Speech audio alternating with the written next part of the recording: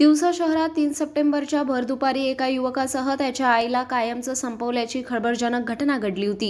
एकाने मुलासह आईवर चाकूने सपासप वार करत निर्गुण हत्या करण्यात आली। या हल्ल्यात 10 वर्षीय चिमुकला सुद्धा गंभीर जखमी झाला होता।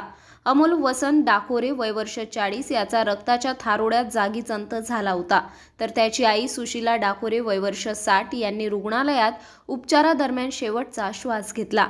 घटनास्थळी नागरिकांची मोठी गर्दी झाली होती। तिवसा पोलिसांनी लगेच धाव घेऊन मारेकरूला काहीच वेळात ताब्यात घेतले। ही हत्या जुन्या वैमनस्यातून करण्यात आल्याची माहिती पोलिसांच्या तपासात समोर आली। यातील मारेकरी रोहन सुधाकर अवजाड याच्या वडिलांचे मृतक अमोल डाकोरे व संतोष निगोट राहणार अशोकनगर तिवसा यांनी गेल्या वर्षी हत्या केली होती। त्या प्रकरणात अमोल वसंत डाकोरे हा कारागृहात शिक्षा भोगत होता। दिनांक 13 ऑगस्ट 2024 मध्ये कारागृहातून न्यायालयाने त्याला जामिनावर सुटका केली होती। अशातच वडिलांची हत्या केल्याने मुलगा आरोपी रोहन अवजाड याच्या मनात अमोल विरुद्ध राग खदखदत होता। दिनांक 3 सप्टेंबर रोजी सकाळी 9 वाजताच्या दरम्यान आरोपी रोहन सुधाकर अवजाड याने जुन्या वैमनस्यातून मृतक अमोल डाकोरे याला गाठून त्याच्यावर चाकूने सपासप वार केले।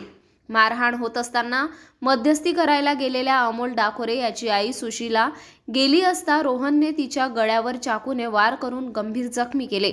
या दरम्यान अमोलचा मुलगा याला सुद्धा चाकू लागल्याने तो सुद्धा जखमी झाला।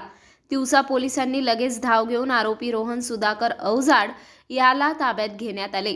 घटनास्थळी अमरावती ग्रामीण अप्पर पोलीस अधीक्षक पंकज कुमावत यांनी सुद्धा भेट देऊन चौकशी करण्यात आली। पोलिसांनी या घटनेत मृतक व आरोपीच्या घराजवळ पोलीस बंदोबस्त लावला असून पुढील तपास तिवसा पोलीस करीत आहे।